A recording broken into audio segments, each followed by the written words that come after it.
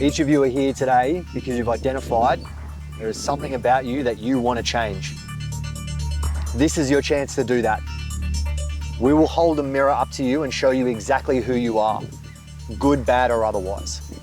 This course has been designed to push your limits well beyond anything you have experienced before tonight. You'll be assessed on resilience, teamwork, and leadership. This isn't just a challenge. This isn't just a military simulation. We are not just here to fuck on you for the sake of it. This is about your personal transformation. Let's go! Move! This event will simulate Special Forces selection courses and real-world operations from throughout the Australian Army. It will be a test of mental fortitude, and you will be forced to face parts of you that up until now you have been ignoring. Make no mistake, we will see you and we will hold the mirror up. That is a hard-line boundary. Do you understand me? You all came here for a reason. It's time to find out what that is.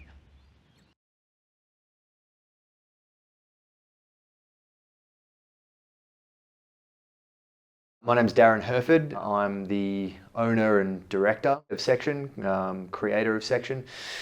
My life before Section, yeah, so I was an infantry soldier at the 6th Battalion, Royal Australian Regiment, so 6 RAR.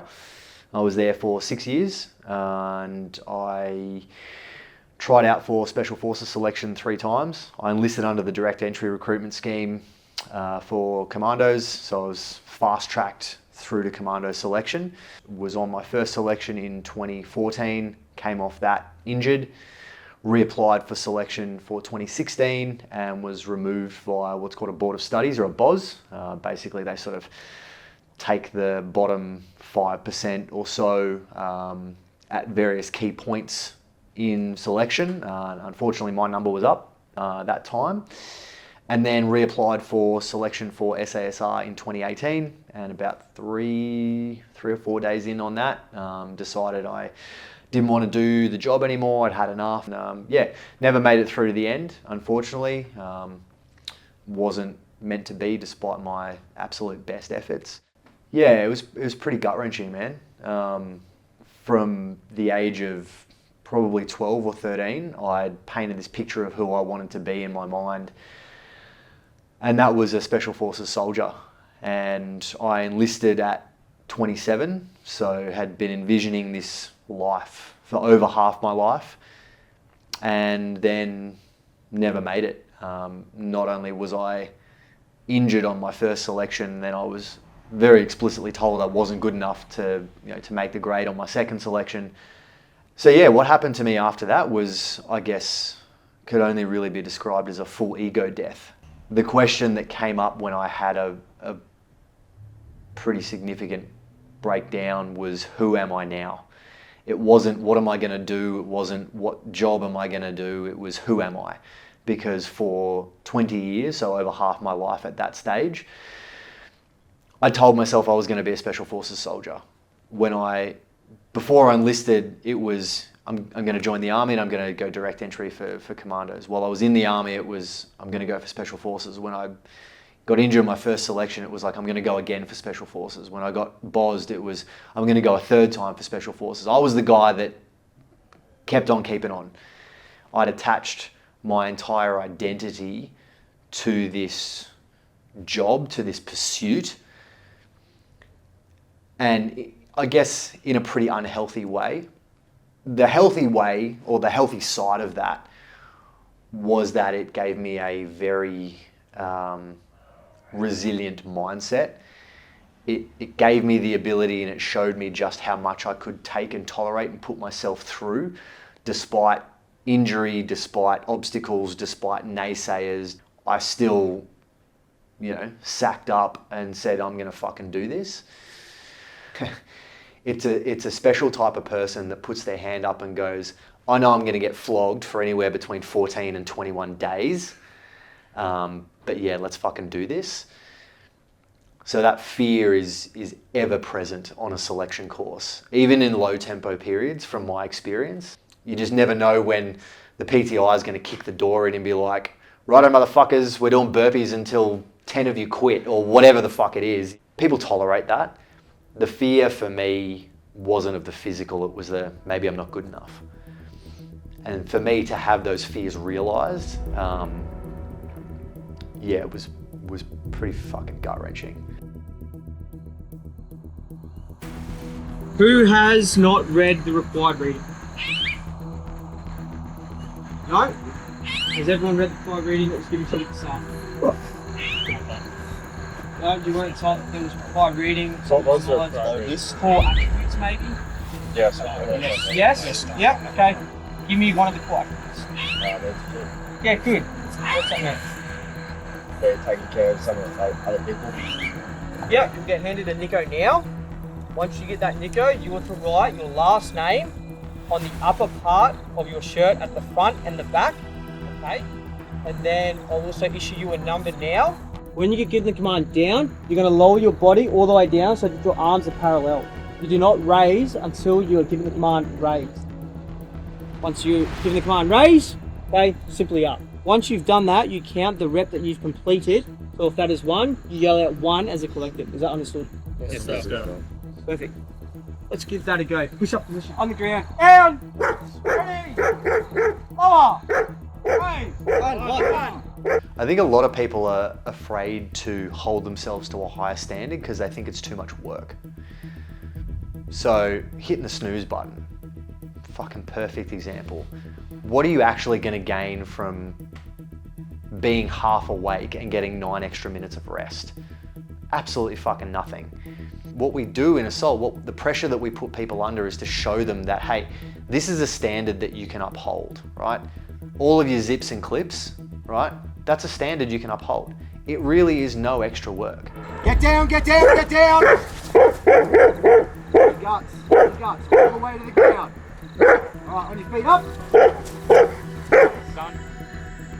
We are to RV no later than 1900. This is what we do, is we hold the mirror up and we question people, we hold them to account. You know, if you come to us and you say, my life's not working, I want to change things, motherfucker, now's your chance. Alright, empty the contents of your day bag. Do that now. 9, 10.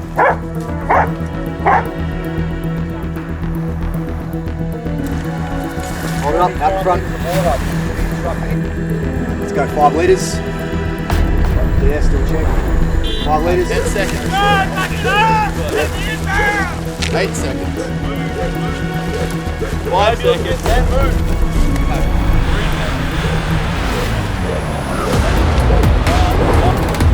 Hurry up.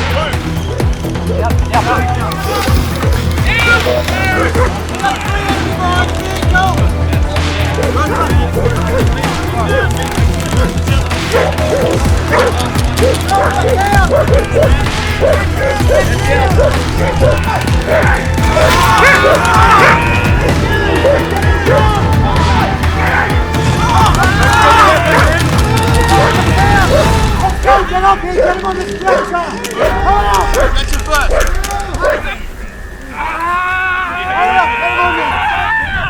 Come on! You know, if you want to rock up here and just play army for a night, you can do that, but we'd prefer you didn't. Don't forget your weapon, man. It's easy to rock up and get flogged for 14 hours, like it genuinely is. You know, if you've got enough of a bit of cunt about you to just be able to stay in it, then great. You know, you can be here and do that. But if you really want to actually be a part of this and you actually want to get the change which you say you want to get, then we'll not only provide you the experience, but we'll give you the roadmap and we'll actually help you along the journey. Check his breath. Is he breathing? Yeah, he's breathing, he's breathing. Airways are shallow, yeah? We want the shock of capture. They've signed up to a realistic military experience. They've seen some of the videos. They've had an interview with me. They've sent us this essay. They've done all this sort of stuff that sort of gets them in the mindset of, okay, I'm here to better myself and there's going to be some discomfort and this military style experience. What we do with that opening scenario is we make it very real and very tangible. So there are consequences to the teamwork if that's not effective. There's consequences to the leader. And there's consequences to them as a whole, as a group, because they are carrying literally a live person with a simulated injury. So everything that they do or don't do has a direct effect on that person. Go, you're wasting time. Hurry up, let's go, come on. Go to the left here. It's Have the line, have the real person in your hands. Let's go, hurry up. You have a golden hour to keep this man alive. Otherwise, you will be carrying a corpse. Let's go. It doesn't matter if it's deep or if it's shallow. It is just an obstacle for you to get through. hold on. Hurry up.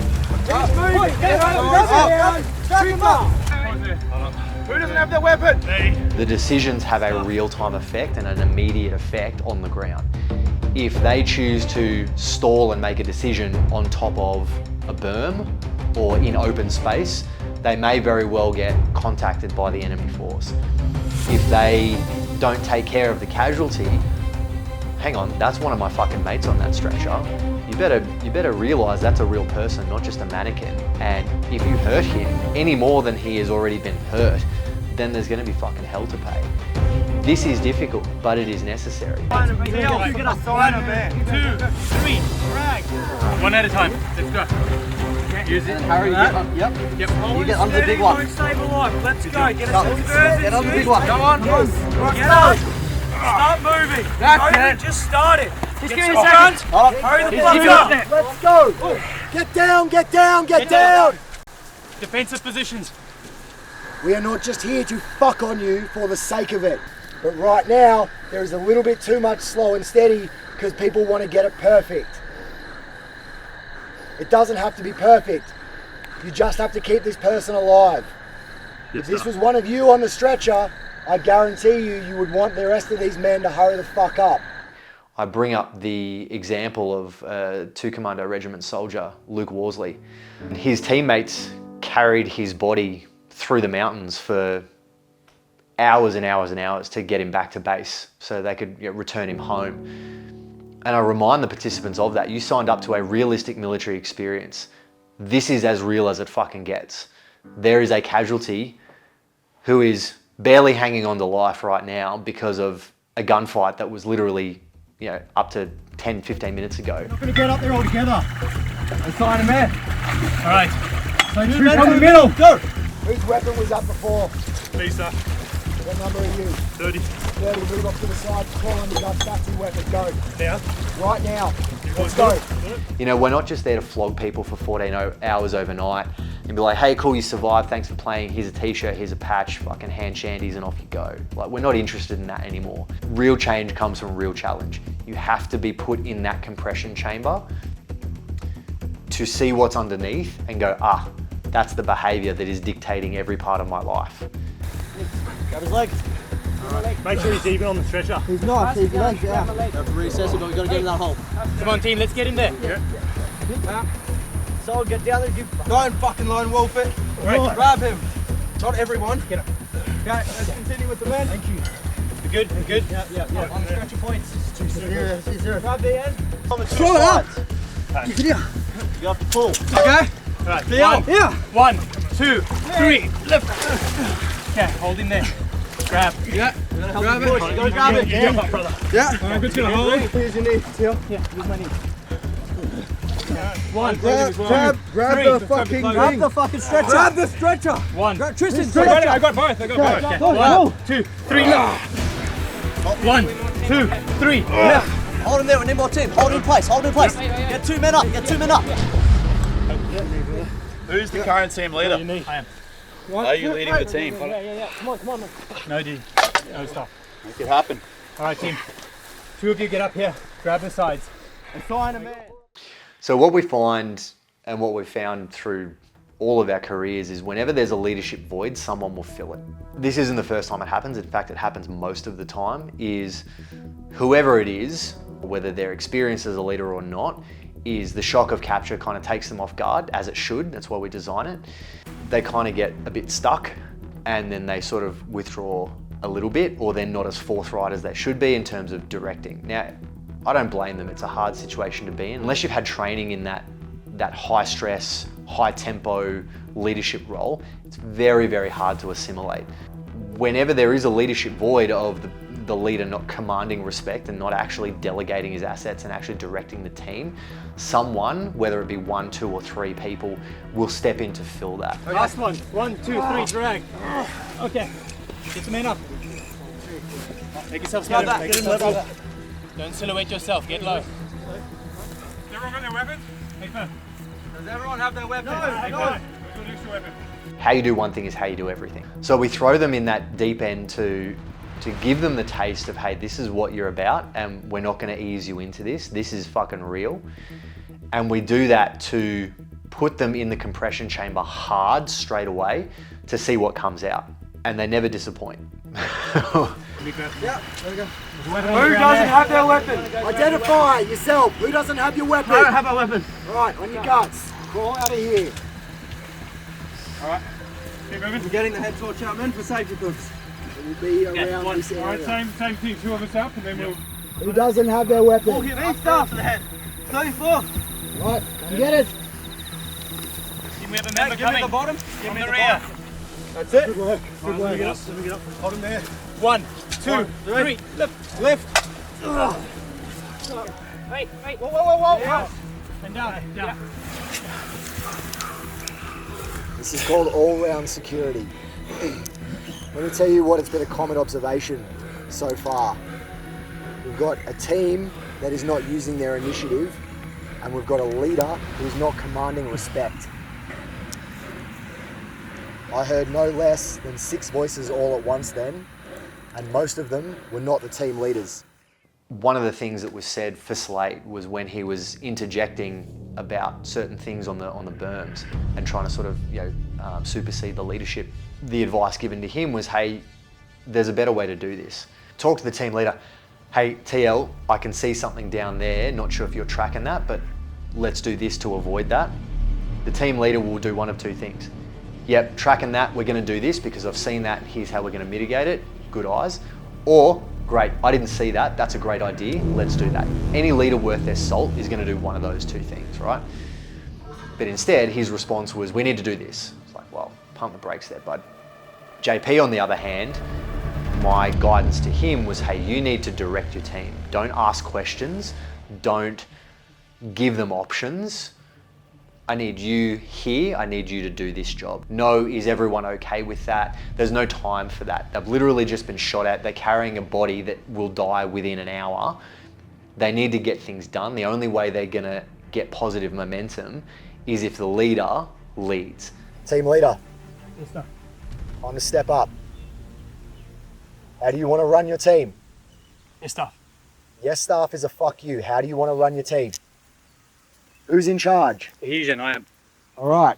So, are you happy with 6 voices all at once when you're supposed to be the one with the ideas? No, staff. All right. Sort it out. Lead from the middle. Don't be up the front telling everyone to crack on and hurry up and catch up with you. Yes, staff. That's just fucking putting other people down. Okay? Inspire them to follow you. The rest of you, respect who's in charge. Yes, staff.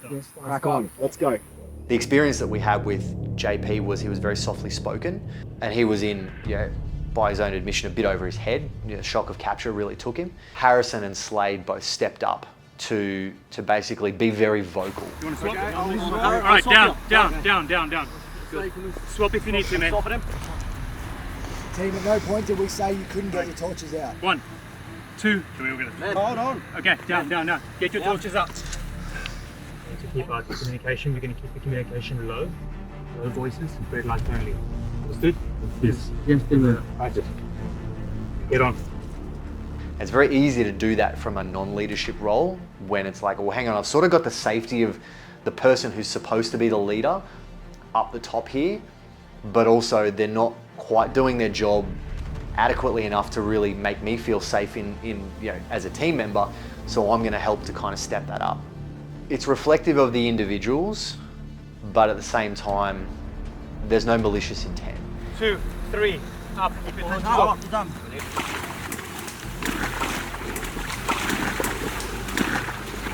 Watch your head. Put under. 1, 2, 3. Right. Yeah. Nice. Okay. 1, 2,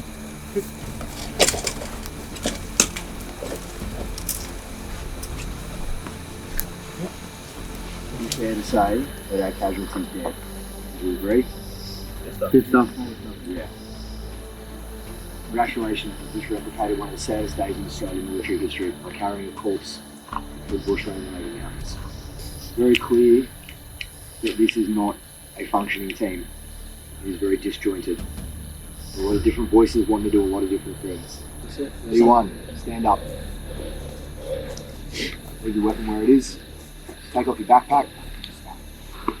Tip it upside down. Leave it where it is. We go to those extra lengths with putting pressure on the participants because it's important. If we can increase their capacity in a very short space of time, then when they go back out into the real world, not only is their capacity for work and tolerance astronomically high. My boss has given me a deadline of tomorrow. Well, at least I'm not getting fucking sprayed in the face with a hose. But also they understand the standard. It's real. We're not doing a fucking boot camp on an oval where you get to, get a torsion bar and go for a crawl and do push-ups while someone yells at you. And JP said this to me a couple of days ago. He goes, I can't not do all my zips and clips up anymore. I just can't, because that is the standard, and I had the tangible, immediate effect of not doing that. We got him to take the bag off and just took it upside down, and half his shit fell out. Part of the stuff that fell out were batteries, what we call mission essential items. The event is run overnight. If you've got no spare batteries for your torch and your torch dies. So those standards that we enforce are things that can be taken back into the real world. What we do in Assault, the pressure that we put people under is to show them that, hey, this is a standard that you can uphold, right?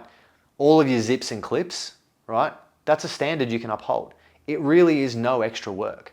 That's why we get people to do what they do, do the obstacle course repeatedly, do their kit check repeatedly, bring certain items, do PT, carry certain things and still maintain the standard to show them that, hey, if you can maintain the standard of being hosed in the face, having all your kit, stow to go, zips and clips, carry this incredible black box, carry a live person over these berms and still maintain your composure and get your shit sorted, then food prep on a Sunday, getting out of bed on time, having your gear prep the night before, it's fucking piss. It's nothing, So giving them that physical experience of going, you're capable of more than you allow yourself to be capable of is incredible. And it's the reason why we do it, is to show people that they can do this.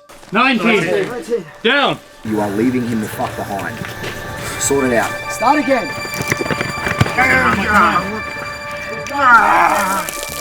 You need to moan to it, but push through. Disrespect one of the white crew again. Let's go. Get up there. Go.